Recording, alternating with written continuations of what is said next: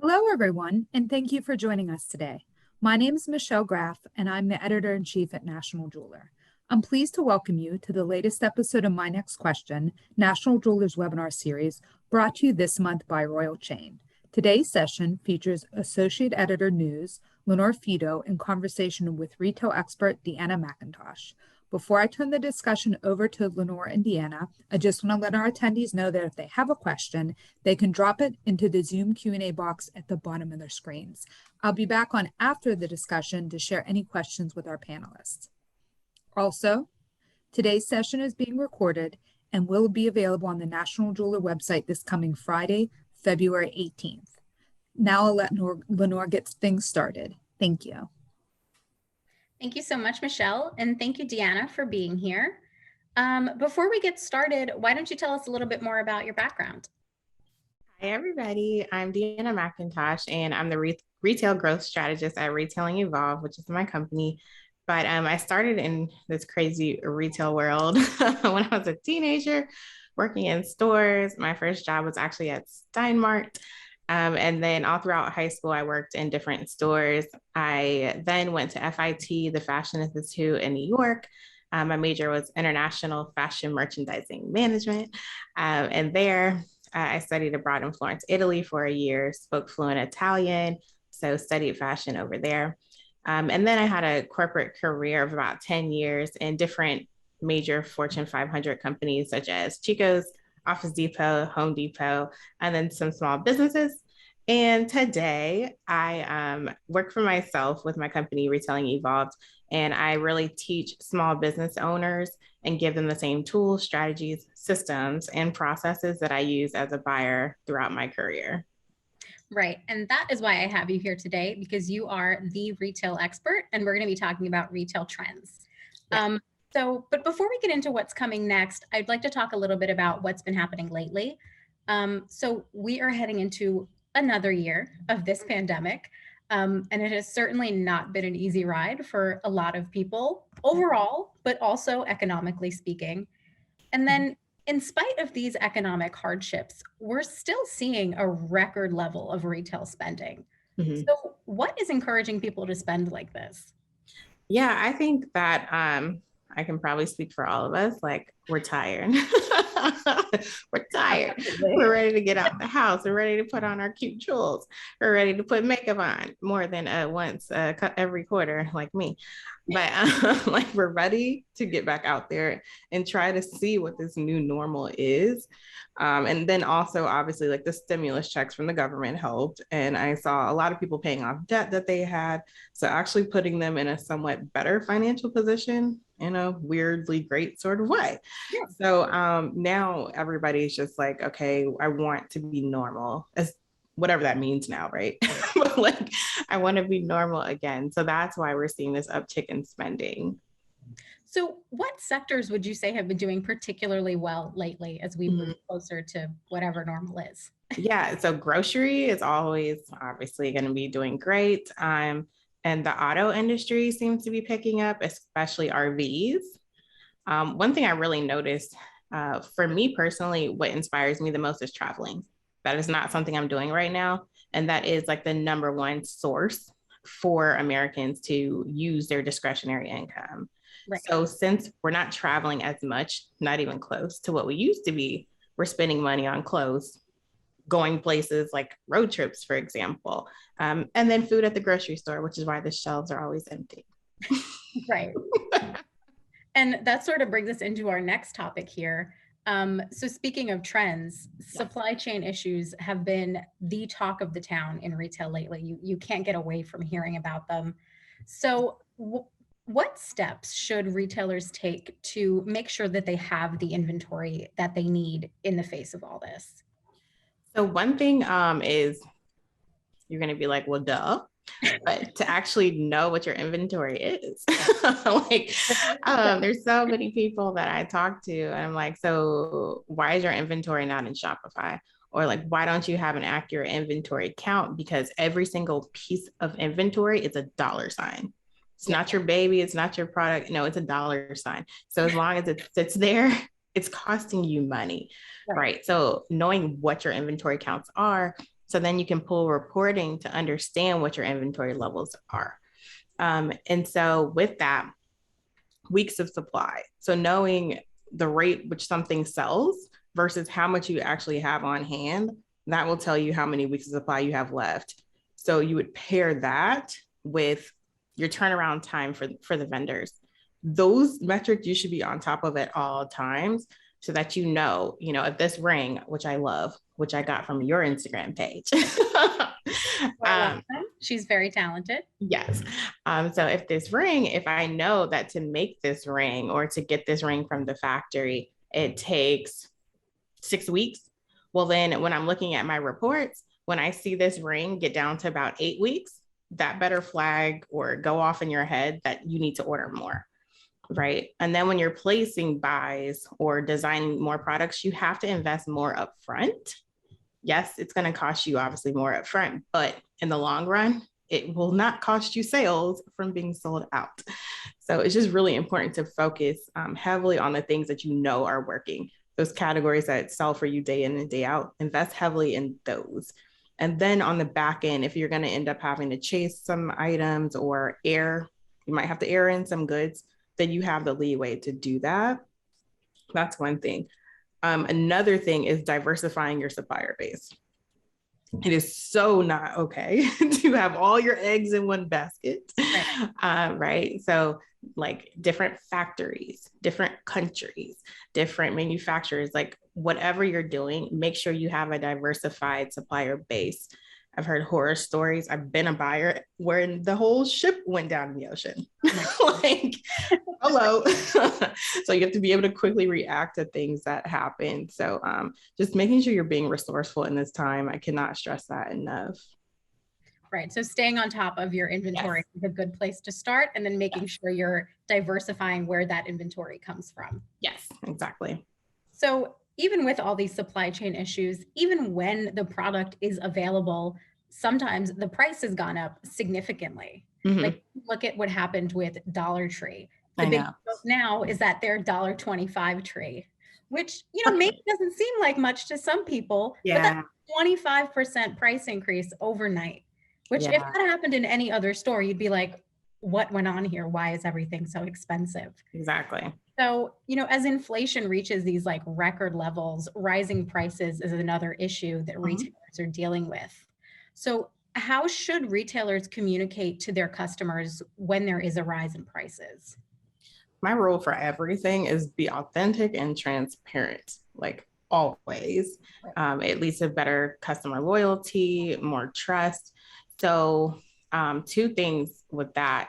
So the first thing is don't just blanket increase everything by 25%. Dollar Tree, because they're known for that, that would be weird, right? To have some things $1, some things $1.15 or whatever. I get it. But in everyone else's case that isn't known for that, don't just slap, okay, I'm increasing prices 10%. Be strategic with it. Truly look at your whole assortment, because there are products that you can afford to take a little loss in because you have to increase this product category over here. So that will ease things with the customer, right? Versus just everything's just higher on your site or in your stores. And then to announce this, so to speak, well, one, you might not have to, right? If you use the first method I just told you, there's no announcement necessarily that has to go out unless it's a drastic change. Or incorporate the price increase for future assortments. Because again, there's no announcement that you need to make necessarily. But if there is one, write it, like literally light a candle. That's what I do, but light a candle, get your like customer hat on and type it out like you were typing to a friend. And that's where that connection with your customer comes into play. And be real. They know, we all know about the price inflation and we know it's coming, right?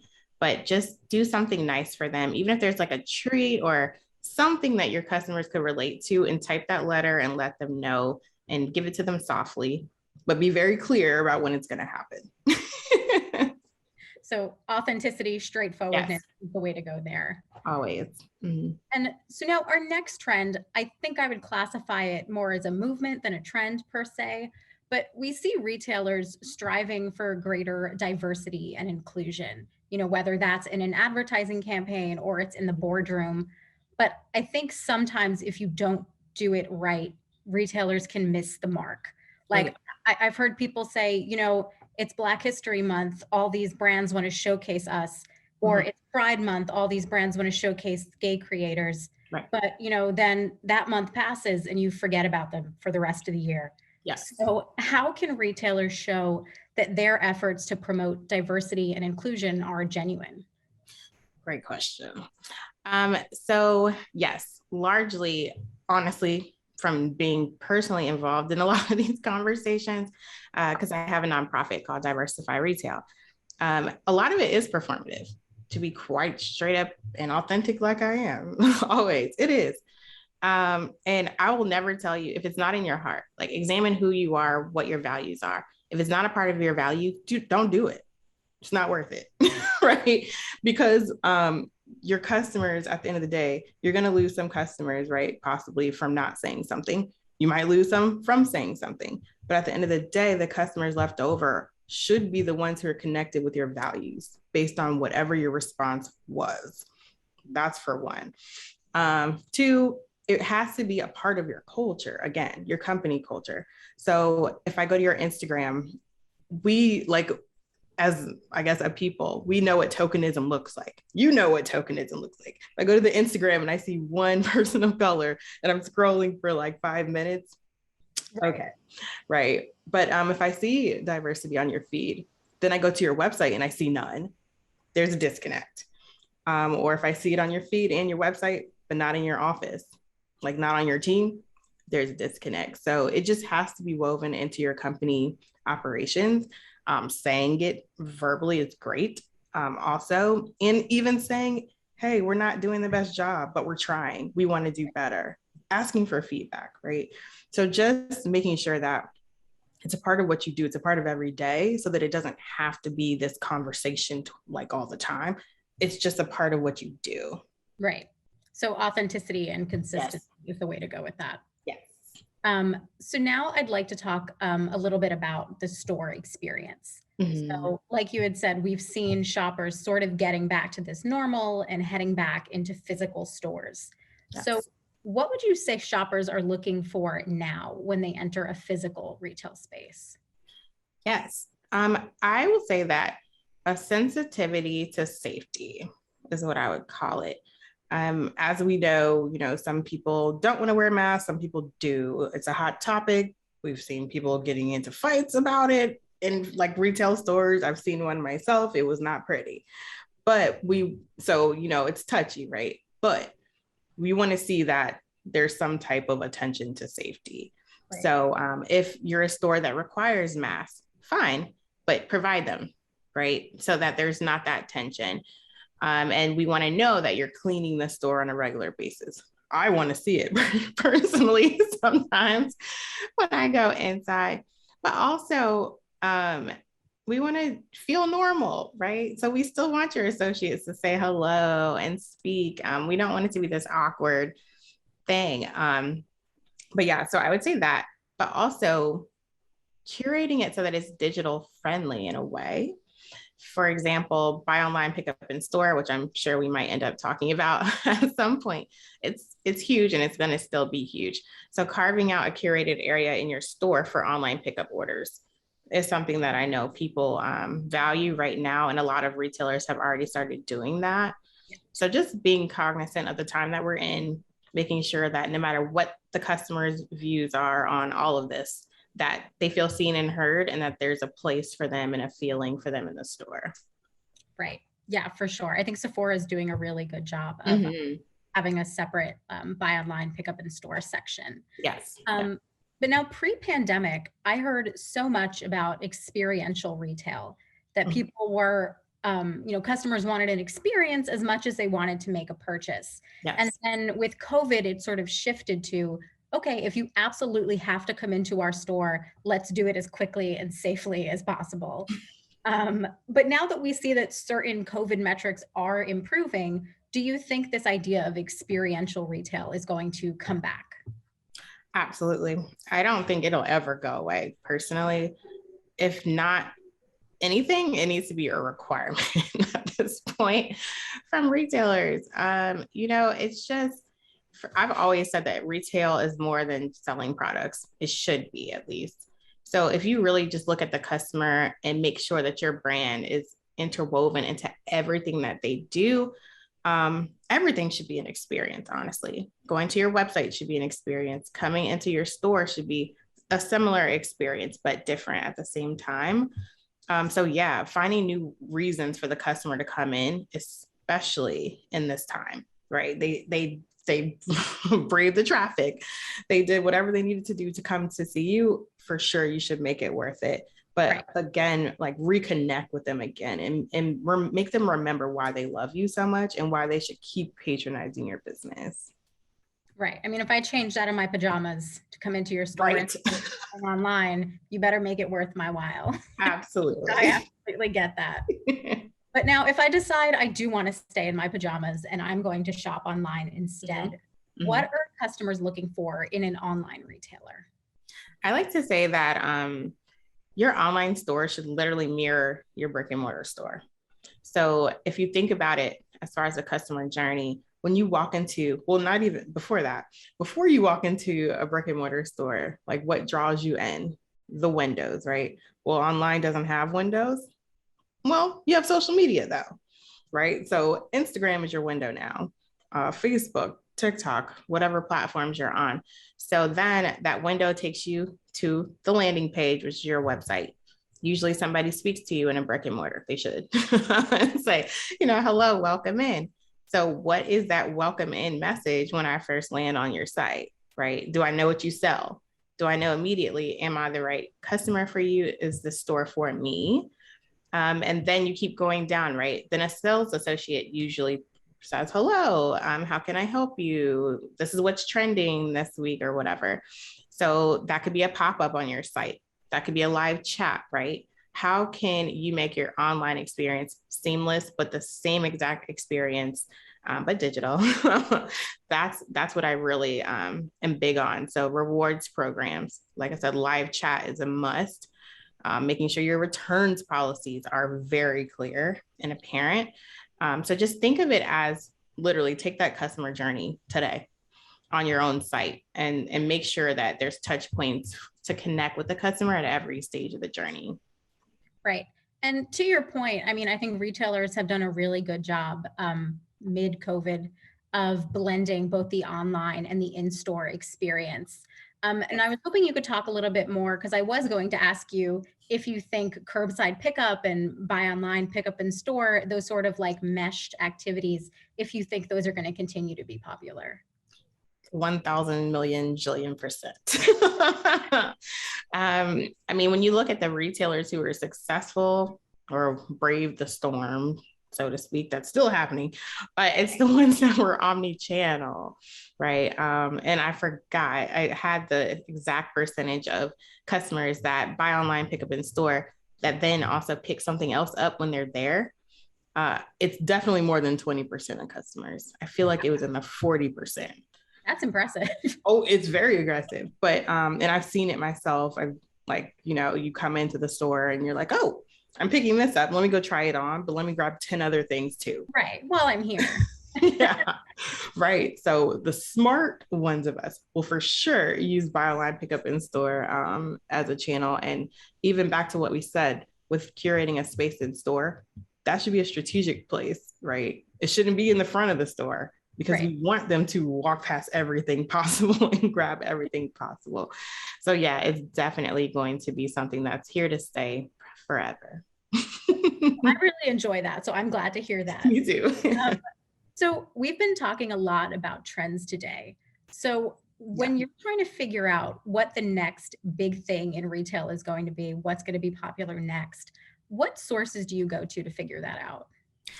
So I love to travel. So post or pre, I guess, pandemic, I traveled all the time, like overseas though. So like to Asia, to Europe, because Unfortunately, the US is the last like country to get trends. So everybody else is like 3 years ahead of us. So I'd go over there in Paris and, Italy to see what they're doing and to shop. And that's one thing, of course, right? Then here in the US, going to trade shows, you will always catch me in the trend seminars at every trade show. It's a great opportunity to get trend forecasting advice from these big corporations or companies like WGSN. They have a weekly newsletter. Sign up for that. Fashion Snoops, that's another trend forecasting company. Sign up for that. But all of them, they are at these trade shows giving trend presentations. And just for context, to sign up with like a Fashion Snoops is $10,000. Well, it was last time I checked. So to be able to get those nuggets for free is nice. Yeah, but also, one of my favorite websites is trendhunter.com. That's another big one. They have trends from every industry sector you could think of. I get a lot of inspiration from that. So not just like narrowing in on jewelry trends or fashion trends, but look at what's going on in food and beverage, pets. I don't know. You can get so much inspiration from looking outside of what's directly in front of you. Yeah, for sure. And now something you had mentioned earlier is that you used to be a buyer for these Fortune 500 companies, quite a few of them. Yeah. If you were a buyer right now, what would be the trends that are inspiring you? Cool jewels. I just love this ring. Do you remember what that designer's name was, since we keep showing off her beautiful ring?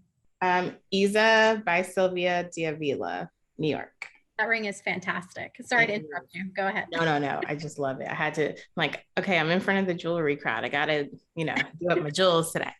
But so that's a thing. So Y2K dressing is back. Personally, I don't want to go back to that area of my life. I don't know why anybody else wants to, but it's here. So maximalism, so crazy rings like that are so cool like this, and chunky things, Zoom dressing, right? So what we're doing right now, making sure you're dressed from the I guess the waist up. But everybody, back to what we were saying earlier, like we're tired, we want to get back out, we want to be us, we want to express ourselves, and a lot of people are doing that via clothes.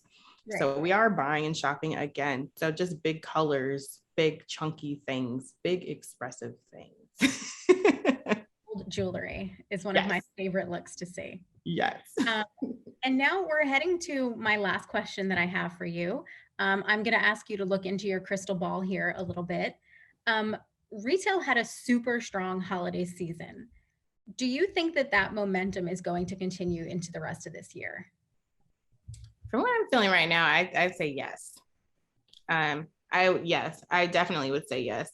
But I would love to see more small businesses emerge from, I guess, the crowd, so to speak, and win this holiday season, because it always happens that the big guys get all the advertising dollars, and it kind of like pushes everybody else's advertising spend way up and their reach way down. But I would love to see small businesses maybe even like collaborate more this holiday season to put their advertising budgets together to win big. But yeah, I do see the holiday season being just as great this year. Yes, I'm sharing that feeling as well. So I hope that we're right. Yes. Well, that was it for my questions for you. I really do appreciate your time and coming here and sharing your expertise with us. Of course. And now I'm going to turn it over to Michelle and see if we have any audience questions for you. Thanks, Lenore and Deanna. That was a great discussion, very interesting. And Deanna, I dropped the name of that designer into the chat in case anyone wanted to go look her up. Just as a reminder, you still have some time to drop questions into the Zoom Q&A. I'm going to give people a few more minutes to enter their questions while I share a word from our sponsor, Royal Chain. Since 1978, Royal Chain has been the industry source for gold jewelry. Experience the diverse production selection, strong values, and excellent service Royal Chain offers retail partners. Pre-order the newest releases from their spring 2022 collection now at royalchain.com. and that's at royalchain.com. Now, let's get started with a few listener questions. Someone wants to know, DeAnna, what are some of the technology platforms trends you see in retail? And this is obviously, as we mentioned earlier, everybody has to have not just website, but some kind of social media presence. But can you talk a little bit more about other technology trends you notice in retail? Mm-hmm. One, I would say, is using some type of quiz on your site to make sure that you can provide personalized attention and offerings to your customer, because again, that's a way to have a virtual salesperson, so to speak. And one is Octane AI. There's someone that you can check out for that. You could also use somebody like Typeform, even though it's less interactive, I would think, or like less pretty version of that. But yeah, so using some type of quiz software so that you can have them put in their style information and things like that, and then provide a personalized recommendation. Another one I would say is Zipify, like Zipify. It's a Shopify plugin. So this one is great for running ads. So, traditionally in a non-retail environment, so service providers, we'd create an ad, like a landing page specifically for our ad to sell whatever we want to sell.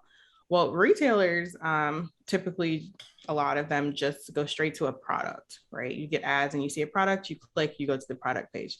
But with Zipify, you can actually build a true sales page for your product, which is interesting and different. So you're taking the customer through, again, a journey of why they should buy this particular product. And then by the end of that landing page, they buy.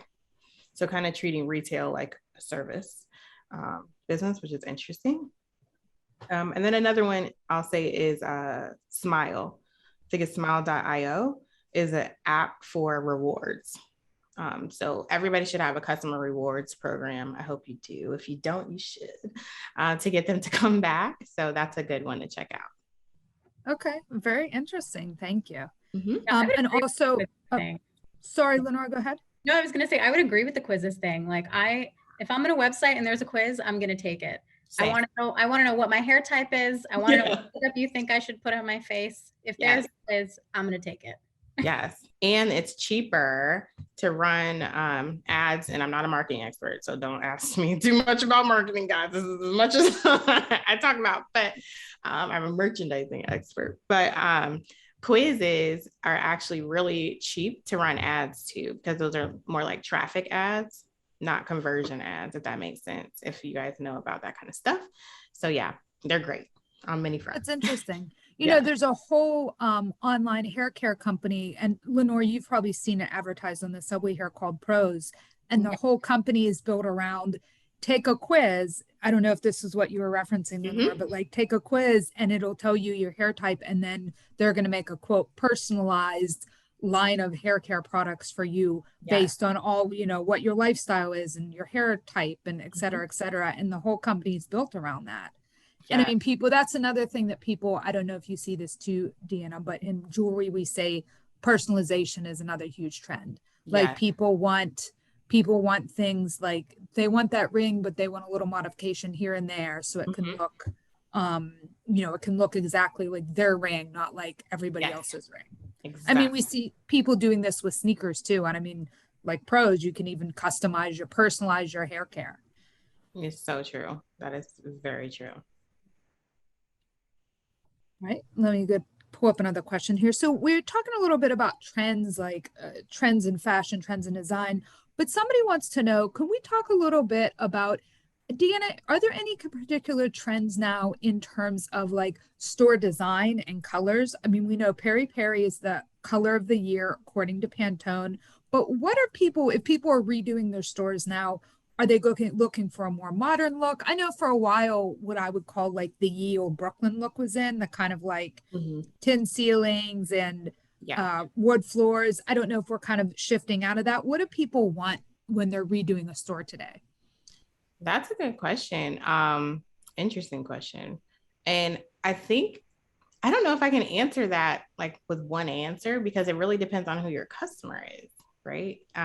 If your customer is like a boho and that's your vibe, like that's your brand, then that's a specific situation, right? So then you could dig really deep because then it's like, well, is it modern boho is trending right now, or is it like I don't know, grassy, I don't know, natural, organic, Cottage core, I don't know. boho? Yeah, so it's layered, honestly, that answer. But I think what is universal that I can say is like technology driven.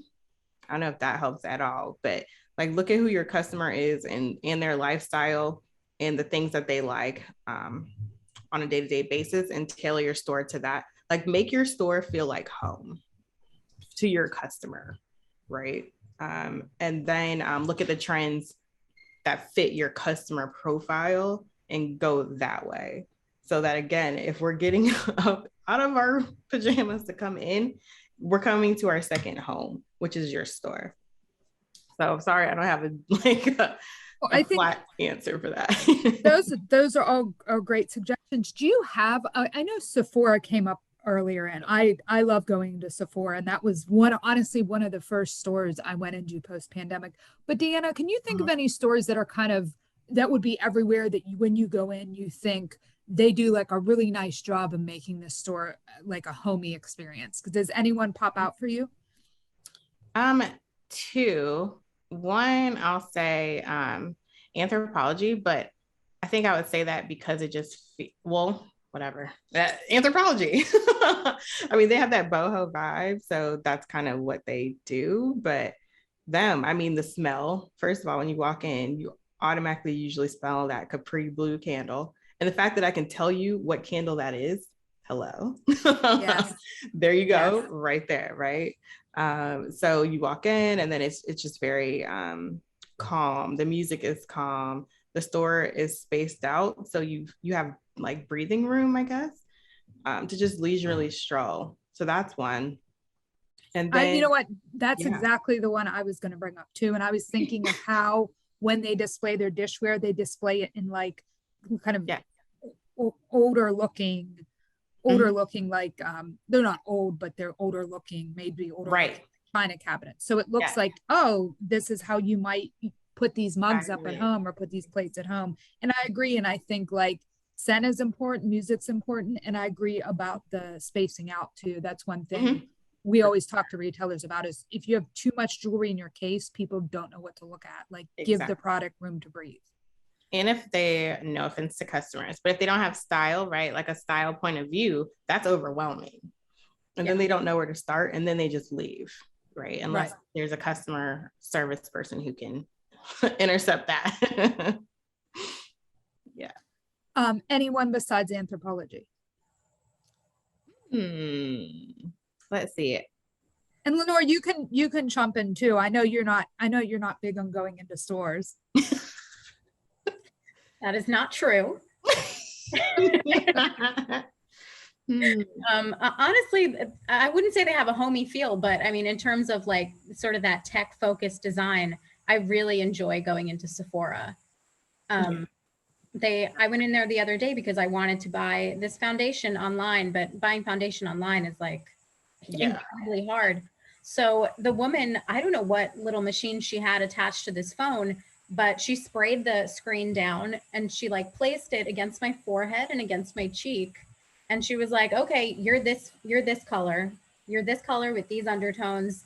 These are what you like. These are the foundations that are going to work for that. We'll send them in an email in case you want to buy them at home. And I was like, this is fantastic. That is something that is something you can't replicate by shopping online. And I was glad that I came in physically to that store. Sephora stores are just so much fun. You can just try everything and like, there's just so much to look at. It's so colorful. It's so interesting. I would say Diptyque, but I haven't visited in a while to be able to speak to like what it might look like today. Are you a candle person, Deanna? Can you tell? I have like 5 candles behind me. You probably can't see them. Yes, I'm obsessed with candles. But So yeah, I definitely would say them. They have a whole vibe in themselves. All right. Well, thank you very much. We have one more question. We had a question about people. Someone wanted to know, how will custom and personal line branding affect retailers this year? Custom and personal, like in what way, I guess? I guess I don't understand what they mean. Like as a brand, like customized pieces?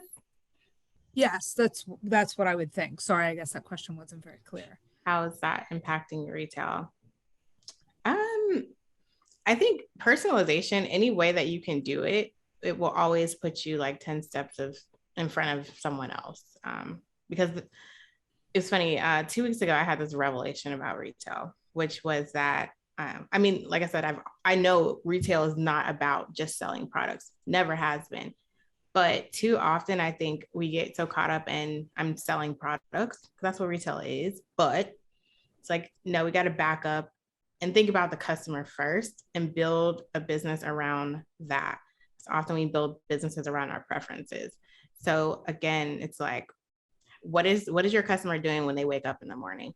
How does your jewelry play into that experience?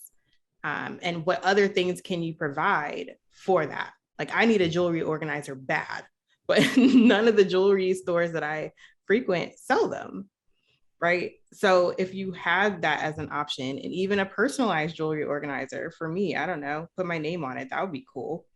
I even have a ring with my son's name on it, actually. I don't know if you can see it on my light. I see it. That's beautiful. Yeah, Zylan James. So that's important for me. So it's really just like personalization is huge, honestly. So the more you can do it, the better, and it will more really differentiate you from everybody else. Hopefully I answered that. But and for online specifically, if you can find a way to do it online, just like the hair care company you're talking about, golden. Yeah, for sure. Yeah. All right. Well, that answer works for me. I think that's a good one. Well, that is all the questions we have today. So I wanted to say thanks again, Deanna, for joining us today. Thanks for having me. And thank you to our editor, Lenore, for hosting today. And once again, a big thank you to our sponsor, Royal Chain. My next question will be, we're going to take a little break, but we will be back Monday, March 7th at 11 a.m. Eastern. I will be doing the hosting for that episode, and I'm going to be interviewing Stephen Lucier, the Executive Vice President of Brands and Consumer Markets at De Beers Group. As many of you might know, De Beers just announced that Stephen will be retiring this spring, and I'm going to be talking with him about his almost 40-year career marketing diamonds and what is next for him. So again, that is Monday, March 7th. We're not usually on a Monday, but we moved the date for this one at 11 a.m. Eastern. I just dropped that link in the chat. So if you want more information or to sign up, you can go there. And thanks again for joining us today, and please take care. Bye-bye, everyone. Bye. Bye.